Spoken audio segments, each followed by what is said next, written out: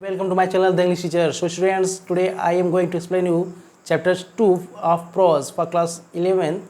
That title name is We Are Not Afraid to Die If We Can All Be Together by Gordon Cook and Ellen East. Okay, तो ये जो chapter है बच्चों, इसका हम chapter sketch करेंगे कि क्या है इस चैप्टर में. ठीक है, तो एक्चुअली बच्चों ये जो चैप्टर है यह राउंड द वर्ल्ड एक सी वॉयेज होती है, समुद्री यात्रा होती है, जिसके बारे में बताया गया है इस चैप्टर में. और इस चैप्टर में किस तरह से जो नरेटर है वह अपनी और अपने फैमिली मेम्बर्स की जान बचाता है, वो भी हार्श कंडीशंस में, कठोर या विषमतम समय में. तो इसकी चर्चा इस चैप्टर में की गई है और सारी जानकारी इनको नरेटर देता है कि कैसे वह इन मुश्किलों और हालात से बरी होता है, बाहर आता है. ठीक है, तो इसके पहले ये तो चीज़ें हो गई इसके चैप्टर के बारे में. अब हम जानते हैं कि ये इसके जो कैरेक्टर स्केच हैं कौन कौन से हैं और कितने हैं. ठीक है, तो बच्चों कुल मिलाकर इसमें 6 कैरेक्टर्स हैं. कितने कैरेक्टर्स हैं? टोटल 6 कैरेक्टर्स हैं. तो चलते हैं उनके बारे में जानते हैं. जो बच्चों पहला कैरेक्टर है वह है नरेटर. ठीक है, नरेटर यानी जो इसमें बता रहा है पूरी स्टोरी को. और सेकेंड कैरेक्टर कौन है? मैरी. मैरी जो बच्चों है यह नरेटर की वाइफ है. ठीक है, कौन है यह? नरेटर की वाइफ. और थर्ड कैरेक्टर इसमें है लैरी विजिल, जो कि एक अमेरिकन है और यह क्रूमैन है, यानी कि यह सहचालक है इनके सी बोट का, जिसके द्वारा यह अपनी समुद्री यात्रा शुरू करते हैं. ठीक है, तो यह जो लैरी विजिल है इनके सहचालक है. ठीक है, सेलर है, जो इनको मिलते हैं कहाँ पर? यहाँ मिलते हैं केप टाउन में. ठीक है, इसके बाद है नेक्स्ट जो कैरेक्टर हैं वह है हर्ब सिगलर. ठीक, तो हर्ब सिगलर जो है एक न्यू क्रूमैन है जो इनको मिलते हैं वहीं केप टाउन में और इनके साथ जुड़ जाते हैं, ताकि ये इंडियन ओशियन जो साउथर्न इंडियन ओशियन है उनसे उनको हैंडल करने में, वह यात्रा सुगमता से पूरा करने में इनकी हेल्प कर सके. और इसके बाद जो पांचवें हैं इसमें कैरेक्टर बच्चों वह हैं जोनाथन. जोनाथन कौन है? Jonathan is the son of the narrator. ठीक है, जो नरेटर हैं उनके पुत्र हैं ये जोनाथन. इनकी एज महज 6 ईयर्स ओल्ड हैं ये. और ये जो हैं अपने ऑप्टिमिज्म यानी अपने आशावाद और साहस के द्वारा ये जो नरेटर हैं इनके अंदर हौसला भरते हैं इतनी कम उम्र में. ठीक, इसके बाद एक और कैरेक्टर इसमें बच्चों आते हैं, वह हैं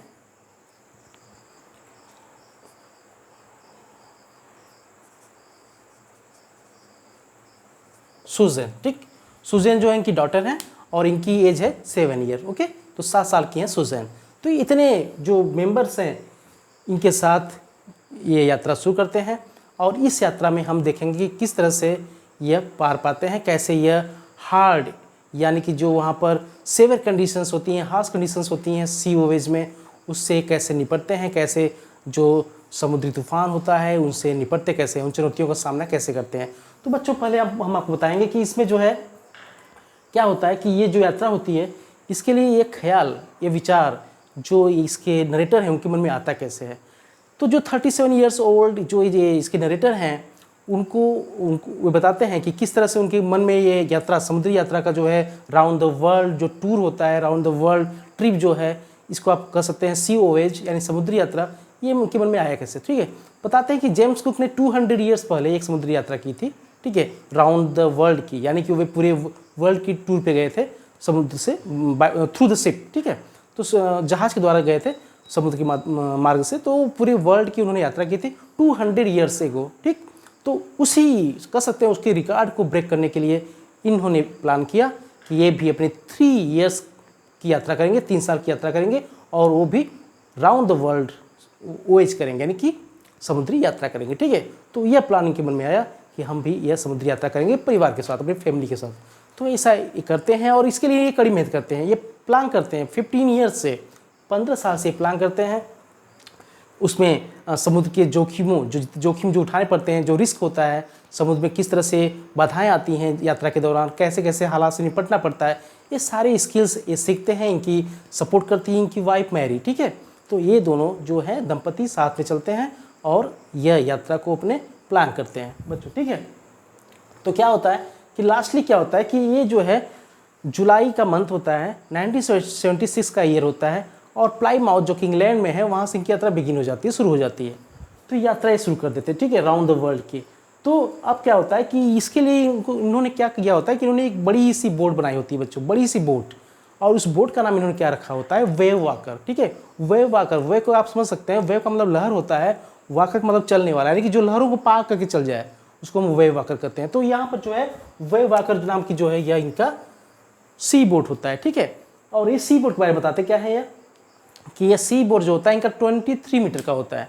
इसकी जो लेंथ होती है, जो मेजरमेंट से कितनी की है, 23 मीटर्स की है।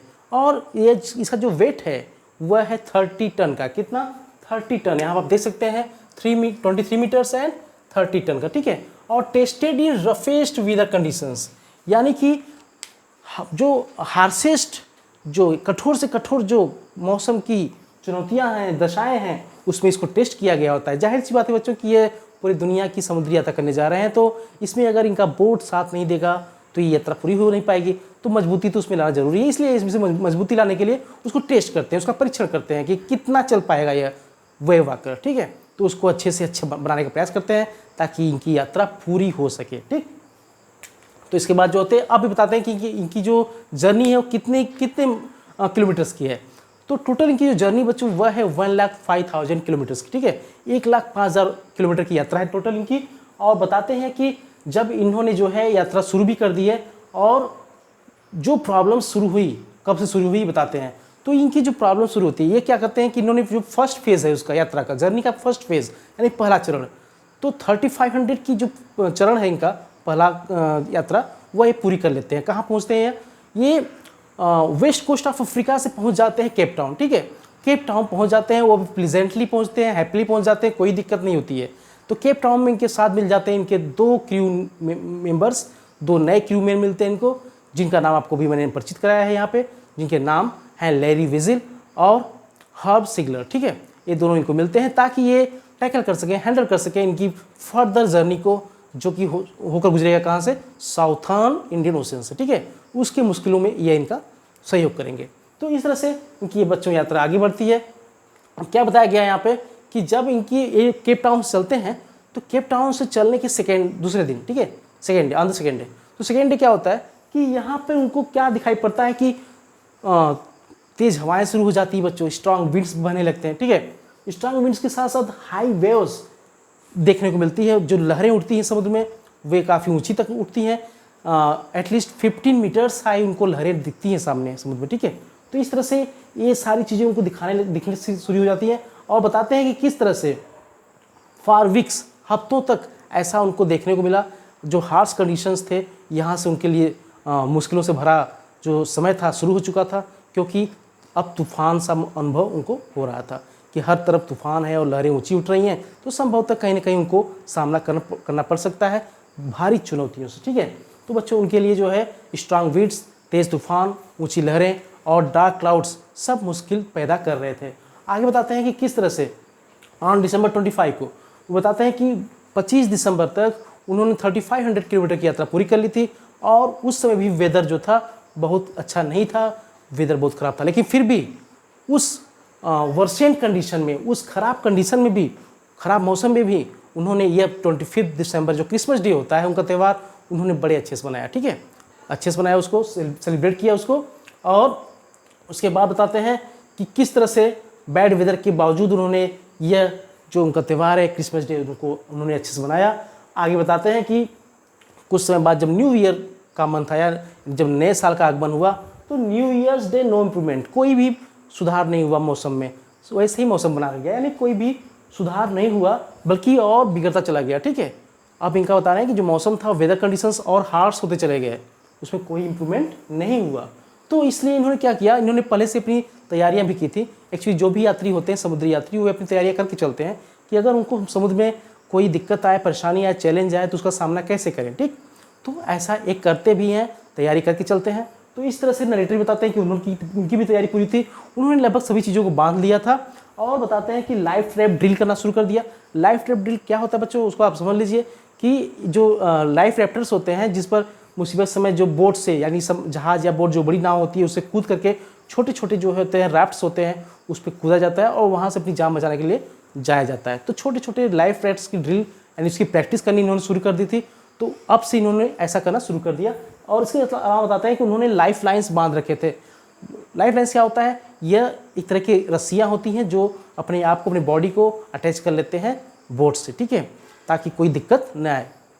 तो इसके अलावा उन्होंने क्या किया, पुट ऑन लाइफ जैकेट्स, तो उन्होंने अपने लाइफ जैकेट्स को भी पहन लिया कि किस तरह से वे इन बड़े खतरों से निपट सकते हैं। तो ये लाइफ जैकेट्स जो होती है बच्चों, क्या होती है, लाइफ जैकेट्स जो होती है यह इनके कह सकते हैं इनके बॉडी को फ्लोट करा देती है। मान लीजिए अगर जहाज़ टूट जाए या फिर नाव टूट जाए, दुर्घटनाग्रस्त हो जाए और ये समुद्र में चले जाए, तो इनको क्या कराती है, वो फ्लोट कराती है, मतलब वह तैर करके इनको निकालने में सक्षम बनाती है समुद्र से, ठीक है। तो इसको बोलते हैं लाइफ जैकेट्स, ठीक। अब इस तरह से इन्होंने सारी तैयारियां अब नरेटर ने पूरी कर ली, ठीक है, ऐसा ये बताते हैं कि नेक्स्ट क्या हुआ। तो डिजास्टर स्ट्राइक्स क्या होता है कि नेक्स्ट डे क्या था कि 6 बजे का समय था शाम का, और उस समय क्या हुआ कि इन्होंने देखा कि जो है पहला संकेत लग रहा था इनको कि कुछ बड़ा होने वाला है, ठीक है, कुछ बड़ी घटना घटने वाली है। तो जैसा कि यहाँ बताया गया है, ओमिनस साइलेंस था, यानी जैसे कि कोई खतरा आने वाला होता है, तूफान आने वाला होता है, उसके पहले की जो शांति होती है बहुत ही खामोश होती है, बहुत सन्नाटा सा हो जाता है, ऐसा फील हो रहा था नरेटर को, ठीक है, कि बहुत ज़्यादा हर तरफ जो सन्नाटा है, हर तरफ शांति है, बहुत बड़ी शांति है, क्या कुछ बड़ा होने वाला है, यानी खतरा आने वाला है, ऐसी मतलब तूफान के आने की पहले की शांति जो होती है वह यहाँ पर थी, ठीक। तो वहाँ पर क्या इन्होंने देखा कि विंड स्टॉप हो गया था, हवाएं चलनी बंद हो गई थी, और वेव्स जो थी क्या देख रहे थे कि विंड स्टॉप हो गया था, स्काई जो थी वो इमीडिएटली ग्रू डार्क, जो बादल थे वे काले घने बादल में बदल गए थे, और बता रहे हैं कि साउंड जो थी लाउड रोरिंग की साउंड, गर्जना हो रही थी, तेज़ गर्जनाएं चल रही थी, बिजली कड़क रही थी तमाम तरह की, और इस तरह से ये टेरराइज हो जाते हैं। टेरराइज का मतलब भयभीत होते हैं कि कहीं कुछ बहुत ज़्यादा भयानक तो नहीं होने वाला है, तो इस तरह से ये टेरराइज हो जाते हैं बच्चों। तो क्या देखते हैं कि वो क्या देखते हैं कि उनको दिखाई पड़ता है कि जैसे कोई बड़ा सा बादल आकर के उनके जो वेव आकर है, उनका जो सी बोट है उसके ऊपर खड़ा हो जाता है, ठीक है। और यही उनकी बहुत बड़ी मिस्टेक होती है, क्योंकि यह जो होता है बहुत बड़ा सा बादल, ये एक्चुअली क्लाउड नहीं होता है, डार्क क्लाउड नहीं होता है, बल्कि ये वेव होती है, ये बहुत बड़ी लहर होती है, जिसको वे बादल समझ करके गलती कर देते हैं। और उनको कुछ समझ में आता है, इससे पहले वो क्या था कि वो जो सी वेव थी जो इतनी हाई थी, वह सीधा सामने आती है और इनके वेव आकर पर स्प्लैश हो जाती है, गिर जाती है, ठीक है। और जब टकराती है तो क्या होता है, उसका नज़ारा बड़ा ही गड़बड़ सा होता है, बहुत ही विभत्स यानी कह सकते हैं उसको कि डैमेज कर देने वाला होता है। तो वो ऐसा ही होता है यहाँ पे कि वह क्या करता है, बिगेस्ट वेव, अब तक का इन्होंने सबसे बड़ा लहर, अब इनको समझ में आया था कि वह अब तक का जो इन्होंने लहर देखा था वह सबसे बड़ा लहर था इनके जीवन का। और वह क्या करता है, जब वो टकराता है तो बोट से टकराने के बाद ट्रिमेंडस एक्सप्लोजर होता है, यानी बहुत बड़ा विस्फोट सा नज़ारा होता है वहाँ पे। और जो उसके आगे का जो स्टारबोर्ड साइड है, जो कह सकते हैं जो उनकी नाव है, वेव आकर उसके राइट साइड का जो पार्ट है वह डैमेज हो जाता है, उसी पर ज़्यादा प्रहार होता है उस वेव का, ठीक है। तो वह नाव जो होती है उनकी, समझ लीजिए इस तरह से कि वह ऐसे डूबने वाली हो, आगे का भाग जो होता है ऐसा हो जाता है कि वो डूब जाएगी, ठीक है। तो उसमें क्या होता है, ये जब ये देखते हैं तो जो डेक होता है, जो उसका फ्लोर होता है, उस पर पूरा पानी इकट्ठा हो जाता है, पानी भर जाता है। और उसके बाद बताते हैं कि जो है किस तरह से नरेटर को वहाँ पर काफ़ी बैडली इंजर्ड हुआ नरेटर, जैसे ही पानी वहाँ पर गिरा तो नरेटर के ऊपर भी गिरा, जाहिर सी बात है, नरेटर बाहर था और नरेटर के ऊपर पानी इतना तेज़ प्रहार था उस वाटर का, उस वेव का, कि नरेटर वहाँ से दूर जा छटका, ठीक है, काफ़ी दूर जाकर फिसल कर गिरा जो है। और यहाँ इतना दूर गिरा वह कि वह चला गया समुद्र में, ठीक है, यानी कि वह सी बोट से बाहर चला गया। और उसके बाद यहाँ बताया गया है कि किस तरह से जो है छिटकते हुए उसका सर टकरा गया स्टीयरिंग व्हील पर, जिससे नेविगेट करते हैं सी बोट को, ठीक है, जिससे चलाते हैं जो व्हील्स होते हैं, उससे उसका सिर टकराया। और सिर टकराने के साथ साथ वो चला गया समुद्र में। और चूँकि इसने लाइफ बोट्स वगैरह पहन रखे थे, यहाँ पर नरेटर ने बताता है कि किस तरह से टकराने के बाद वो नीचे जाता है और फिर पानी में जब डूब सा जाता है तो वो उसको लगता है कि उसकी जान बचेगी नहीं। वो देखने का प्रयास करता है, उसको कुछ दिखाई नहीं पड़ता, तो वाटर में उसको क्लियर नहीं दिखता कि क्या चीज़ सामने है क्या नहीं है। अब उसको लगता है कि उसकी लाइफ अब नहीं बचेगी, लेकिन क्या करता है कि वहाँ पर वह किसी तरह से जो बोट रेल्स होते हैं जो बाहर लगे होते हैं उनको पकड़ता है और उनको पकड़ करके ऊपर आने की कोशिश करता है। उसके टकराने से, स्मैश करने से क्या होता है कि जो उसके लेफ्ट रिब्स होते हैं, जो पसलियाँ होती हैं, थोड़ी टूट सी जाती हैं। और यह बताया गया है कि किस तरह से उसके दांत टूट जाते हैं, ठीक है, उसके दांत टूट जाते हैं, उसका जो मुंह है वह ब्लड से भर जाता है। तो यह दुर्घटना उसके साथ हो जाती है, लेकिन फिर भी वह यहाँ पर हिम्मत नहीं हारता बच्चों, ठीक है। वो आता है, नेविगेशन चालू रखता है, वह व्हील को नहीं छोड़ता, अब जो है स्टीयरिंग को नहीं छोड़ता। और वहाँ पे तभी आ जाती है उसकी वाइफ मैरी, उसको बोलता है कि वह इसको नेविगेट करे और वह जो डैमेज हुआ है पार्ट इसका सी बोट वेव वाकर का, उसके अंदर जाके हिस्सों को देखे कि कहीं से पानी और ज़्यादा तो नहीं भर रहा है।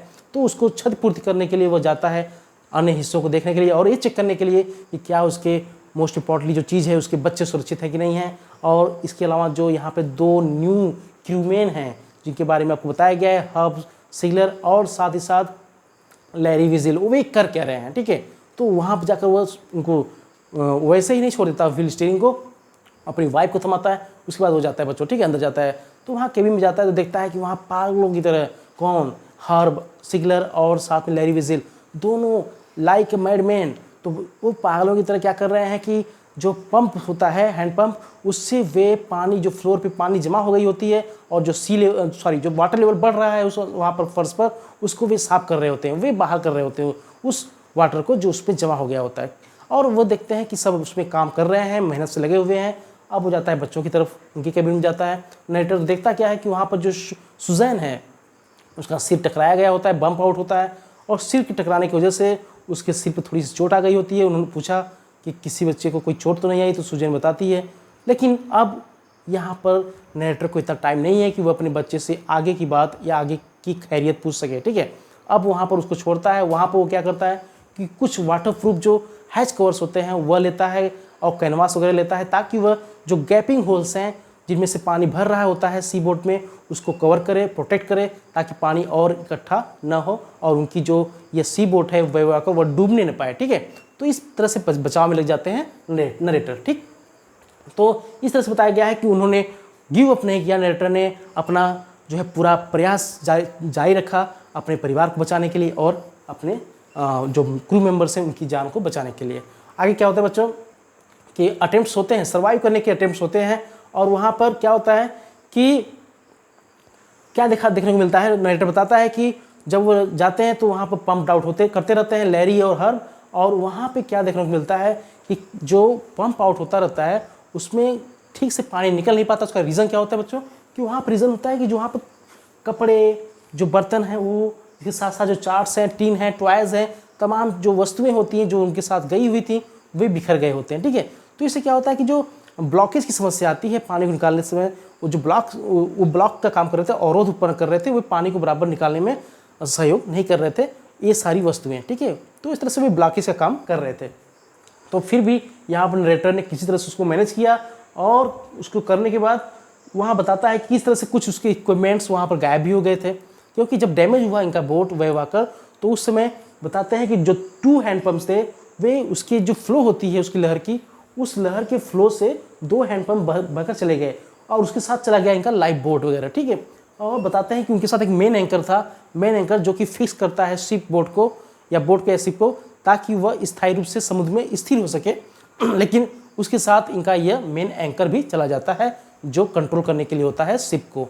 तो बताते हैं कि ये जो करेंट्स थी, जो लहरें थी, इनके जो इंपॉर्टेंट चीज़ें थी इनको भी बहाकर लेकर चली गई थी।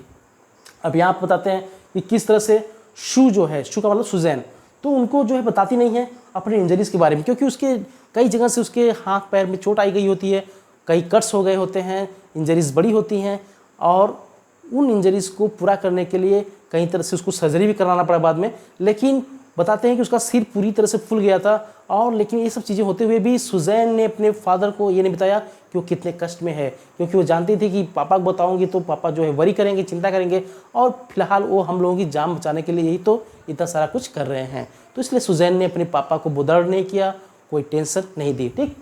तो सुजैन ने ऐसा किया।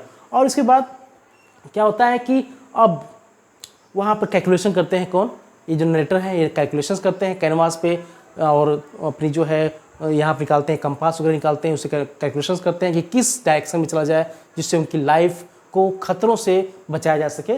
तो क्या देखते हैं कि अभी भी जो मौसम होता है, वेदर अच्छे ढंग से अभी शांत नहीं हुआ होता है, वैसे ही चुनौतियाँ उनके सामने थीं। अभी भी डार्क क्लाउड्स थे, चारों तरफ जो है लहरें उठ रही थी, कोई भी निजात उनकी समस्याओं से नहीं मिलने वाला था। तो ऐसे कंडीशन से क्या करते हैं कि अब काफ़ी हद तक पंप्स ने पानी को बोर्ड से निकाल दिया था, कब 3 जनवरी की मॉर्निंग तक। लेकिन अब क्या करते हैं कि जब से ये घटना घटी थी, जब से ये दुर्घटना हुई थी, इस इंसिडेंट के 15 आवर्स के बाद अब ये क्या करते हैं, देखते हैं कि कुछ हद तक पानी निकाल जा चुका था, लेकिन पूरी तरह से पानी समाप्त नहीं हुआ था फ्लोर से। तो ये लोग प्रयास करते रहते हैं और कहते हैं कि ये 15 आवर्स में 2 घंटे जो है पर पर्सन, यानी हर एक व्यक्ति 2 घंटे का रेस्ट लेकर के काम कर रहा था। ये लोग सभी लोग अपने काम में लगे हुए थे कि किस तरह से वो डैमेज जितने हुए हैं बोट को, वो उसको सही किया जा सके, उसको ठीक से बनाया जा सके, ठीक है, वहाँ से अपनी जान को बचाने के लिए। तो क्या करते हैं कि अब यहाँ पर कैलकुलेशन करते हैं, यहाँ पर नरेटर वो अपने कैलकुलेशन कंपास से करते हैं। वो बताते हैं, जो उनका जो रेडियो होता है, बताते हैं कि वे कॉर्नर ऑफ द वर्ल्ड पे है, वो काफ़ी रिमोट क्षेत्र में है, काफ़ी जो उनकी एरिया है वो रिमोट एरिया है, दूर का क्षेत्र है, वहाँ पर कोई रेडियो का काम नहीं हो पाएगा, ठीक है, यानी रेडियो सिग्नल्स कहीं नहीं जा पाएंगे, ऐसे सुदूर क्षेत्र में वे पहुँच चुके थे। तो रेडियो ने समझ सकते हैं आप कि काम करना एक तरह से बंद किया था। और बताते हैं कि कंपास जो था उनका बता रहा था कि वहाँ पर उस स्थान पर 2 पिनप्रिक्स थे, उस विशाल ओशन में 2 पिनप्रिक्स थे। और पिनप्रिक्स क्या होते हैं बच्चों, बता देते हैं। पिनप्रिक्स जो होते हैं वह टाइनी आइलैंड होते हैं, जो बड़े महासागरों में कहीं कहीं छोटे मोटे, आपको छोटे छोटे जो आइलैंड होते हैं उसको हम बोलते हैं पिनप्रिक्स। तो बताते हैं कि उस वास्ट जो ओशन है, महासागर है, उसमें 2 पिनप्रिक्स हैं, जिनमें से एक के बारे में इनको पता है और इनका कंपास उनको इशारा भी कर रहा है काफ़ी कैलकुलेशंस करने के बाद कि उस पिनप्रिक्स का नाम क्या है। उसका नाम है आयल एम्स्टर्डम, जो कि एक फ्रेंच साइंटिफिक बेस है, जहाँ पर फ्रांसीसी अपने वैज्ञानिक प्रयोगों के लिए उसका यूज़ करते हैं। तो वहाँ पर बताते हैं कि वहाँ हम पहुँच सकते हैं तो हमारी जान बच सकती है। तो क्या करते हैं कि उनके लिए एक होप की उम्मीद जगाते हैं ये नरेटर। क्या बोलते हैं, वहाँ बोलते हैं जो उनका एक लैरी विजिल, जो उनका एक को क्रू मैन था, जो उनका सह चालक था, उसको बताते हैं कि 185 वह स्टीयर करे, जो है उसी दिशा में नेविगेट करे उस बोट को, वेवाकर को, ताकि वहाँ पर वे पहुँच सके। और बताते हैं कि सब कुछ अगर हम लोग भाग्यशाली होंगे तो शाम को 5 बजे तक वहाँ पहुँच जाएंगे इस आइलैंड पर, ठीक है। इसका नाम है आयल एम्स्टर्डम।